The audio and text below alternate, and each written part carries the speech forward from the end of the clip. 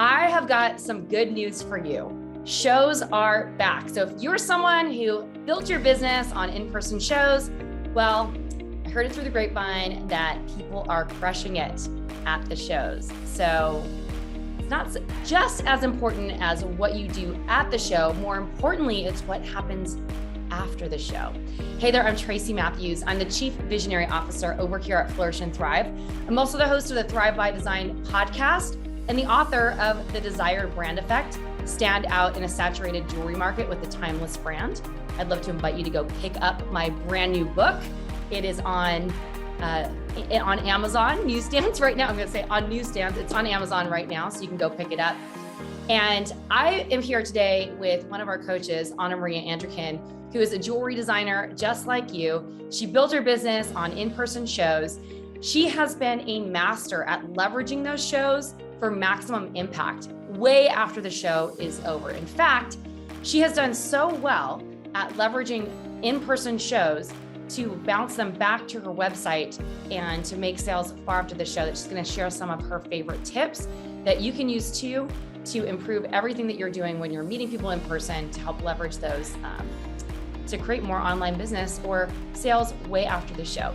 So let's dive in to today's episode with Ana Maria Andricain.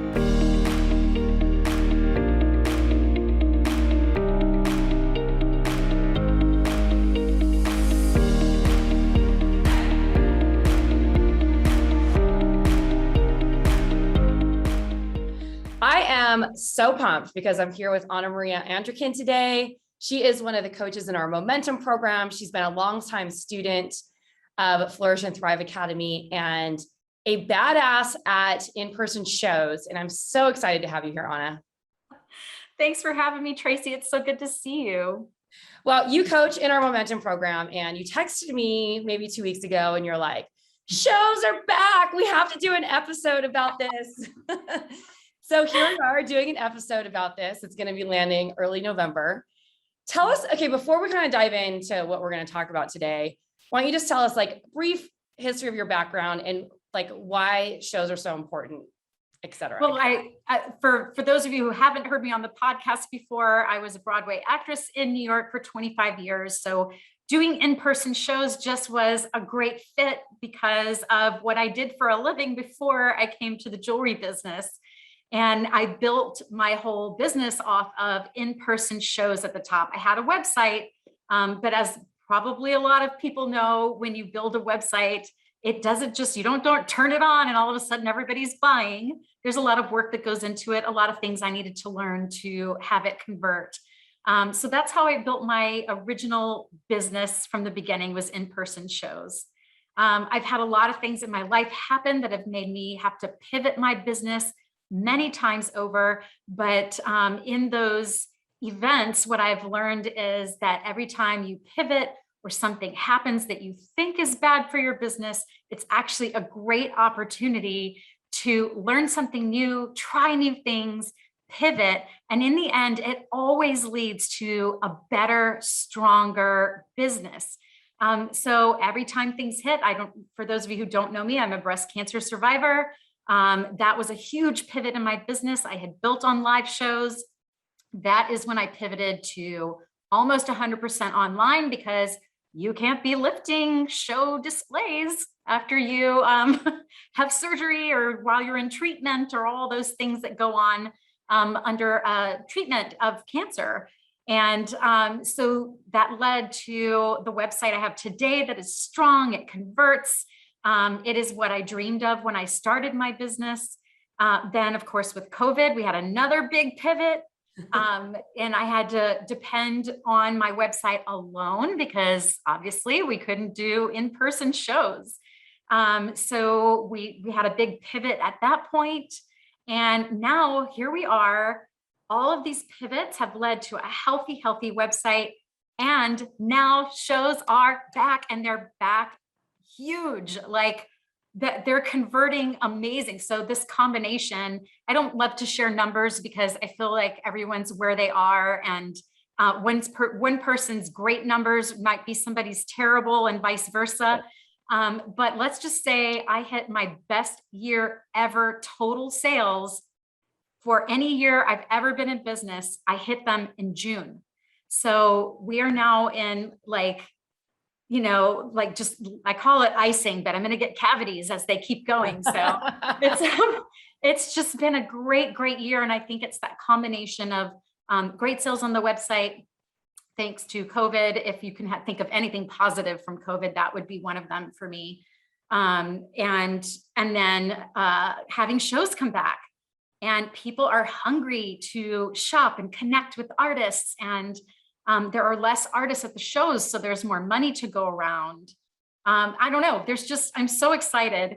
I will say that had we talked last week, I would say every single show is like almost double the sales of what we normally do. But this weekend we tried a new show, and I would say it was just average for us. So yeah, I don't know if that's just because it was a new show. I didn't have as big a list in that area. But overall, all of the shows have been really strong, and I'm super excited as we get into holiday to see what happens. I love this. So thanks for sharing all that backstory. And for those of you who haven't totally listened to all of Ana's episodes, she's been on the podcast several times. Last year, she spoke about direct mail campaigns. I think, did you also talk about the art shows? The virtual shows? Yes. I may have, I don't remember. Havana happy hours. Yeah. Well, if not, she's doing these amazing Havana happy hours as well, where she was doing virtual art shows during COVID. And all these things have contributed to Ana's success over the last year. And she's also teaching them to our students in the program. So you mentioned like the shows are going great, with the exception of this one that was a new show that you're like, it was average, but you're just kind of figuring it out. What do you think people need to know about shows right now? Like, what are the things that people should be thinking about as they're approaching shows? So the first thing is to identify where your dream client is hanging out, right? Yeah. You want to go. I tend to only do juried art festivals because I know the quality of the artists are going to draw my dream client. So whatever your dream client is, where are they going to be hanging out? Where are they shopping? And identify those shows and make sure that you're not missing the deadlines to apply to them. So that would be number one, is to identify the right shows, to have a booth that reflects your website and a website that reflects your booth, so that you can draw those in-person customers to your online store after the show. As I always say to our students, if you set up at a live show and you sell to them and they walk away, you've got one sale. But if you can capture their information, if you can develop a relationship, really connect with them, and take notes, get their phone number, all the things, you can turn that person, that one sale, into sales all year long on your website. And what happens is when you go back to that show the next year, not only does that person come back to you because they know, like, and trust you, but they bring all their friends with them. And it just keeps multiplying and multiplying and multiplying. So it's just gone are the days where you can just show up at a show, set up, and depend on the show promoter to bring you all the traffic. Mm-hmm. You have to advertise yourself. You have to drive your own traffic, not only to your website, but also to your in-person shows, and build those relationships. So I don't want to see people sitting across the street from across the sidewalk from their booth. If you're a creative business, a lot of the photographers and 2D artists love to do that for some reason. But they love to do what? Wait, repeat that. They like to set up their beautiful booths and then put their chair across the sidewalk from the booth. Oh, no. Right? So they're all lined up with their chairs across the sidewalk, and nobody's in their booth. And they think they're going to like get up and go over there when somebody comes in. But what they don't realize is that, first of all, people if they don't think anybody's in there. Like, would you walk into somebody's house if you didn't think anybody was home? Like, it's a little creepy, right? Like, you don't know, is anybody going to think I'm doing something? But if you're in your house and you open the door and you go, welcome, come check it out. Like, mi casa, su casa, like, check it out. And then step back and let them look. you have a higher probability of connecting human to human and beginning that know, like, and trust factor. So with jewelers, what I see with jewelers is a lot of them are sitting in the back of their booths, like behind their display, like not front and center, so that they can connect with people. I want to stop. The other thing is, I want to stop right there, because that's a really important point about being welcoming. Well, I love that you bring in your Cuban roots, because for those of you who don't know, if you're listening to this, Ana Maria is of Cuban descent, and her parents immigrated here from Cuba. That's another story. It's a very interesting story, like all their jewelry sewn inside their clothing and stuff like that, so that they could get here. And I love that you're like mi casa, su casa, but I think it's really important, because the more you can be like upfront and center, like welcoming people into your home, the more willing they're going to be to take a look at what you have, right? Yes. And connect. And even for shy people, I like to tell people I'm an extroverted introvert. So yeah. I'm one of those people that would much rather be hiding somewhere, alone in my studio, but I know that's not going to serve me. So I've got to put on my I say you're either like a Tigger or an Eeyore. Yeah. So my Eeyore is the one that's in the studio and doesn't want to go to big parties. And I'm just like, that's my jam. Like I just would much rather be in small groups alone. But I know that when I'm at a live show, I have to put on my Tigger. And Tigger has energy. Tigger is excited to share what they've got. Like they are like bouncy, right? And energy reflects energy. So if my energy is positive, even if I'm not feeling it, I am going to put that energy forward, because it makes people vibe high and they're much more likely to purchase when they feel good. So I need, regardless of how it's going, if I'm hot, if it's not, we've all had those shows where it's just not going the way we want. I still need to put out the right energy so that people vibe high in my booth. They're happy, they feel good. All those things makes them want to buy more, faster, builds that energy. Same thing when meeting new friends. It's the same principles as being at a party. Are you a Tigger or are you an Eeyore? Are you attracting people or are you repelling people? I love this analogy. It's so good. Yeah. I don't know how I started using Tigger and Eeyore, but I guess because they're both lovable, they're both lovable, but one's going to sell more jewelry. One is going to sell more products, and it's not Eeyore. Yep. So we've got standing in the front of the booth, making sure that your booth mirrors your website. We're going to talk a little bit more about some specific strategies to leverage what's happening after the show. Yeah. What else what other are some of your other recommendations for the show? So the biggest thing is to have some kind of clipboard with sign-up sheets, having sign-up sheets. You're not only there to sell. Obviously, we all want to sell, but we need to collect their information. So you need to have some way for people to sign up for your email list. And I train our students all the time. If you want to get someone's email, do not use the kryptonite words, which are email or newsletter. Never ask for an email or tell them they're getting a newsletter. It's like kryptonite. They will say no. You got to call your list something else. Is it a club? Are you an insider? Something they would be excited to hear more about. So you're not getting a no, you're getting either sure or you're getting what is that? And then we tell them what they get for being on, and they don't care about news, your behind the scenes. I mean, what do they get?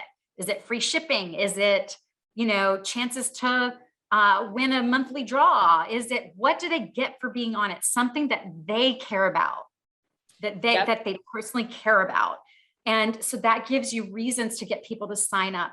I don't tend to do giveaways because I want people that are on it because they want to be on it. And I think giveaways are like a bribe for the moment and not necessarily building your dream clients that are on there. But I always tell people, test, see what works for you and go for it. So have those ideas. You know what has worked really well for me, like when I've been at like sample sales and stuff like that in New York, is when they're like, do you want, I'd love to send you a gift card. And you could even say like, almost like, I mean, obviously don't lie. Like, oh, I ran out of them at the booth or something like that, but I'd love to send you a gift card. Can I get your contact information? You can use the gift card to shop online after the show or after the event or whatever. So think of strategic ways that you can do this. Or, hey, I'd love to send you a free polishing cloth or something like that. I mean, maybe the free stuff isn't as good, but I really like the idea of giving them a reason to sign up. And I am 100% with you. No one wants more email. No one wants your newsletter. Quite frankly, they don't really care that much about your behind the scenes. They want to know what's in it for them. So if they like your jewelry and they're buying from it and they get an incentive for shopping online or being part of your VIP or getting inside access to the twice a year sample sale that you have or whatever it might be, then that's a reason, right? Yeah. So, and then the other little tip that I'll drop is, because you're front and center in your booth and you're listening to what they're saying, you can get so much feedback. Like people who are hiding or across the aisle, like you have no chance to sort of convert those sales or kind of slide in there to start those conversations. And then also I have that clipboard with me because I'm going to get every single person's email that walks in or out of my booth. We train all our students to do this using the law of reciprocity, and every time somebody asks for a card and all the things. But the other thing I love to do is, if they purchase from me or not purchase, anybody whose information I got, I jot down little notes, and those allow me to follow up with people after the show, whether they bought or didn't buy, because I have little notes about comments they made, their daughter's birthday, their husband's this, like whatever they were looking at. Like say they bought like a lapis bracelet and they didn't get the earrings. I might jot that down. When I get back to my studio, I might wait a week and then I'll reach out to them and say, hey, I'm working on these new lapis earrings and I just thought of you. I hope you're enjoying that bracelet. If it's via text, I'm going to stop there and see what they say. You know, if it's via email, I might say a little more and drop a link or whatever, but I'm going to use that moment to say, I'm making these earrings. Let me know if you're interested before I put them on the website, you know, or just such a good point, because, okay, so I was messaging with a student earlier. She was having a meltdown in one of our groups. So I privately messaged her and I'm like, how can I help you in our Diamond Insiders group? And, she's stressed because she's not getting the sales that she wants. And I was like, what are you doing to be proactive about it?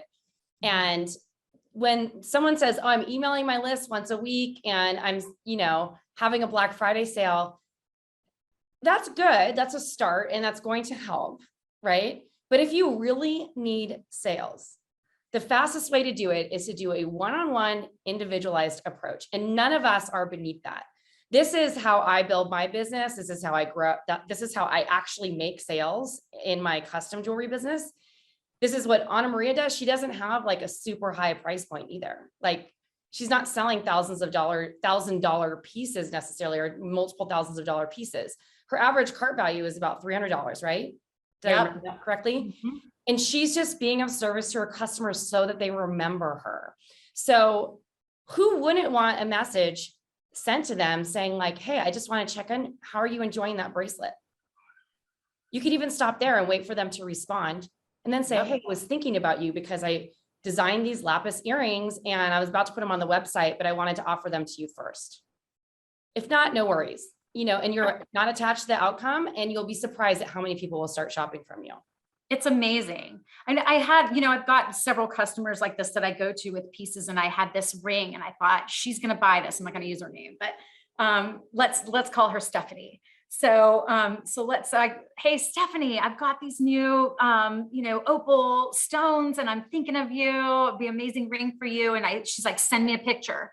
So I snapped a picture of the stone. I sent it to her. Now, normally that's all it takes and she will buy it, but she passed on these. She didn't buy it. So then I send out an email to the whole list and I saw that she opened it, but she still didn't buy it. And then I just sent another email a couple of weeks ago where I featured him at the bottom where I said, in case you missed it, and she bought the ring. So it took 3 times for her to see it finished. So the first time when she just saw the stone without the ring. Yeah. It was before I made it.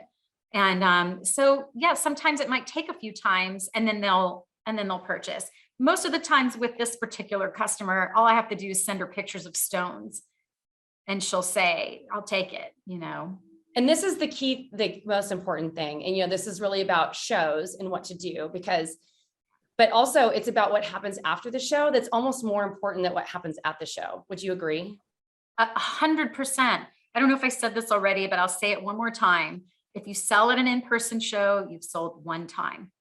If Yes. you get their information and you learn how to follow up and you do all of the 100 million tactics that we talk about in Flourish and Thrive, you can sell to them all year long, over and over and over again. And you're building those relationships and they will bring their friends back with them. So now you're getting referrals and everything just exponentially grows. Your website sales, your in-person sales, you're maximizing.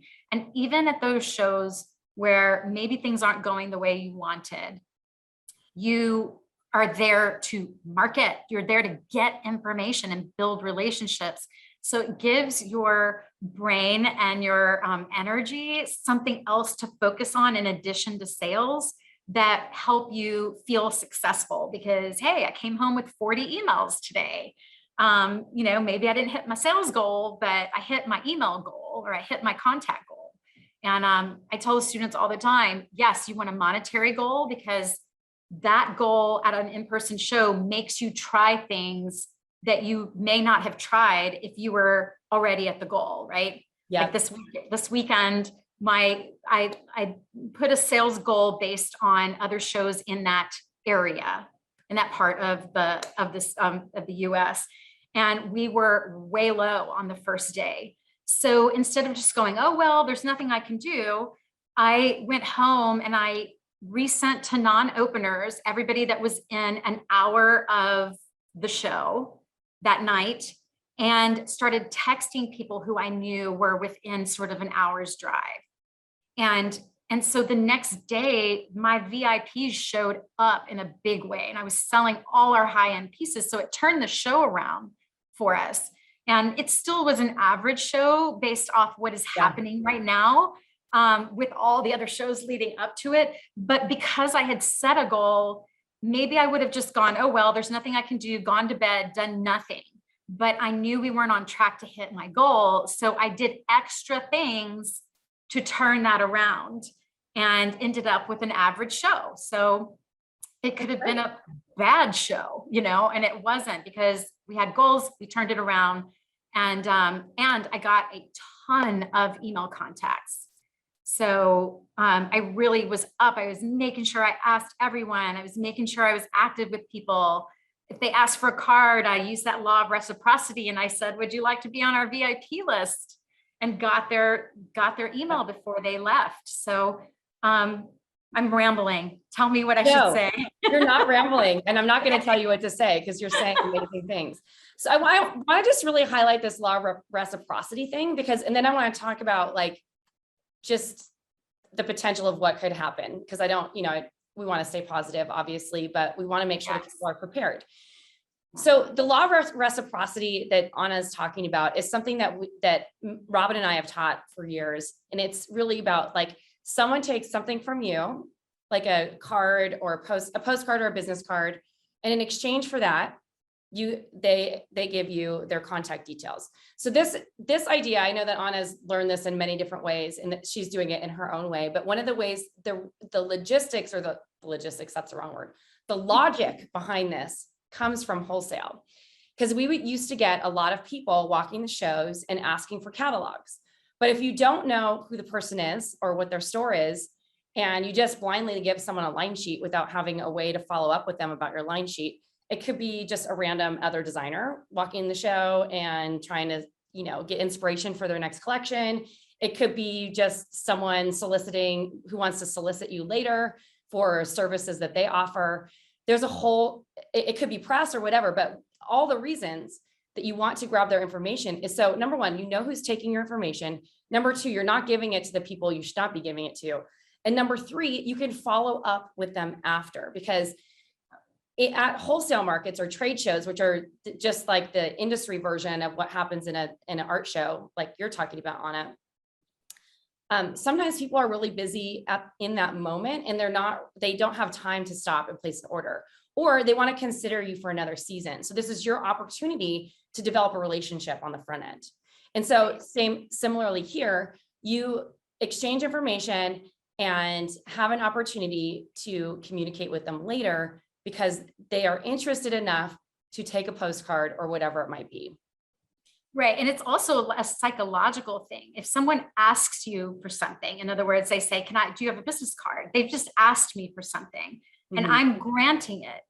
Psychologically, they are primed to give you something back, because now they need to say thank you. So that is the moment to say, great, would you like to be on our VIP list? And I have that clipboard in my hand and I put the card on it and turn that clipboard around with the pen on it and everything. So I'm almost not on top of it, not giving their brain a chance to even think. They're like, oh yeah, they're in yes, right? I just gave them the card. They're going to sign it. So keeping them in yes in your booth. But yeah, I guess we should talk about like what happens, like why have I had to pivot so many times in life, right? Well, everybody knows what just happened with Facebook and Instagram that went down. Yes. And, right. So people who are, and these are wonderful tools. I used it as a huge pivot in my business, doing our virtual lives during COVID. So I am not knocking any of these social media platforms, but we don't own them. Yeah. And they could go down at any minute. I have a friend who had like 10,000 followers and Instagram just shut it down for no reason, like zero. Yeah. She still hasn't gotten it back. And she was verified. Was she verified? Now I might be misspeaking about that. I'm not sure if she was verified, but there were some imposter things using her name, and they just took them all down and she went with it, and she's never been able to get it back. She's having to build it back. So we don't have control of what happens on Etsy, on Instagram, on Facebook, on any of these platforms. We don't own them. So you have to future-proof your business and get a list. You own that list. Yep. It's yours. It is my business. That list is my business.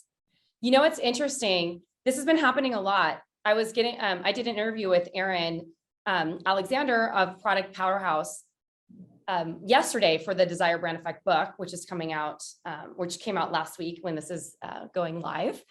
And it's interesting because she was sharing about how one of her clients for her web design company just got their Etsy shut down, their business went away. And Jules Kim, really famous designer, had her on the podcast to talk about her Bejewels incubator for the BIPOC community. She just got her By Jules account literally taken down. She's like, and it had like 20, 30,000 followers. She's like, why? Like, what did I do? And there's no reason. They can shut you down at any moment for violating their terms of service. And as we know, they're just shutting people down left and right. I mean, I'm not going to go political here, but it's like unfairly, a lot of people are being shut down for no reason. And so you really need to, as Ana says, future-proof your business. And the same goes for shows. I mean, we're seeing all these crazy things happening in the world, depending on where you live. You want to make sure that your business is protected from more shutdowns or lockdowns or mandates and all these things, so that you have a way to communicate with people outside of venues like this. Or even, in my past, I'm knocking on wood as I say this, but I've had 2 websites hacked and taken down completely in the past. Wow. And if I didn't have a list, how do you let them know where you are, or what's going on, or, hey, we'll be back up, just hang tight, we're working on it, or whatever, so that when you launch that new website, they're all there with you to continue forward. So those are things that, I hate talking about this stuff because it happens. It feels negative that it happens. It's real life. And I think it's really important that we're talking about it, because there are a lot of people out there who they're like, oh, well, building my website is getting traffic to my website's too hard. Well, what happens if the other channels go away? I mean, that's really the truth. I can go over case study and story and story and story, people being shut down on Amazon, shut down on Etsy, shut down on social media. God forbid, hopefully it never happens to any of us. But at the same time, this is why we've been so adamant about creating a contact list and also being proactive with your sales techniques, because I think that's the key to building a successful business with repeat customers that continue to scale over time. It's systematizing the process that you have, which you've clearly done, right? Creating a way that's authentically you, where you can feel comfortable reaching out to people, not being pushy, but being of service, right? Which is what you're doing, and protecting yourself from things that could actually put your business out of business, right? Yep. All the things. All the things. All the things. So Ana, is there anything that we're missing that you wanted to cover on this episode? Oh my gosh. I just think that it's right now is a great opportunity to get into those shows that you maybe haven't been able to in the past. All of the big art festivals are extending their deadlines because they're not getting, for whatever reason, like maybe some people are still afraid of COVID or certain areas. So they're not getting the applications that they normally get. So you might be able to get in. I just think making sure you prepare yourself so that when you're at the show, you're maximizing your time there. It's not just about the sales at the show. It's what you gather at the show to take them over to your website. And what else? Oh, I can't believe it's just 2 things. There needs to be 3. Just be prepared. And I feel like the third one, my third takeaway from this is really about systematizing, like creating a system for the collection of those email addresses and the follow-up after the show and what you're going to do. Yep. Oh, I guess, and my third thing would be like, do not depend on the show to bring you customers. That would be like my button. Like, yes, at the beginning of our businesses, years and years ago, you could just show up at the show. There would be like 100,000 people walking through, and that's just not happening at most of the shows anymore. So you've got to, and it's been a while. This is before COVID. I've been noticing the traffic at a lot of the shows has been down. And if I didn't have a list, if I didn't market to my list, I would not have been as successful as we have been. So it's all the reasons. I feel like this turned into like get a list show, but kind of. I love that. Well, but I think that's important to tell you, because you're sending out emails and saying like, I'm going to be at this show. If you're in this area, do you segment like the people from? I do. So when I'm sending to shows individually, like right now, this month has been a lot of segmentation, like I'm only sending to the shows. And then once a month, I try to hit the whole list as a whole. If I'm super show heavy, maybe I'll have like a where to find us section on the emails so that they can kind of see on the website, like all the cities we're traveling to. But yes, absolutely. I don't want to send somebody in Houston when I'm in, Miami, Florida. Yeah. They don't care. Houston doesn't care I'm in Miami. So exactly. I want to segment out and send to the areas. So right now I'm in Decatur. We have in Decatur, Alabama, we have a show this weekend here. So I'm sending to Huntsville, Birmingham, Decatur, like they're all within an hour of here. So all of those people are getting the email that's going out today. So yeah. Awesome. Segment. So, Ana, if people want to come say hi to you, where should they find you? Outside of our Momentum program. Outside of Momentum. Yes, I would love to work with all of you. So y'all come to Momentum and we can chat and go deeper on all this stuff. But you can find me at jewelofhavana.com.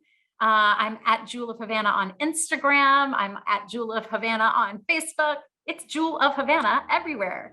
Yay. Thank you so much for being with us today, Ana. It's been a pleasure. Good to see you. Thank you so much for listening today. If you enjoyed this episode, make sure that you share with us your biggest takeaway in the comments below. I'd also love for you to share this video with your friends, and obviously make sure that you are subscribed to our channel if you'd like to hear more about what we're doing over here. And if you're a jewelry designer or another product-based business owner who is trying to scale their sales to multiple 6 figures and beyond, well, I would love to support you in that growth. Please pick up my book, The Desire Brand Effect. stand out in a saturated jewelry market with a timeless brand, you can grab it over on Amazon or head on over to desiredbrandeffect.com and find out how you can grab the book today.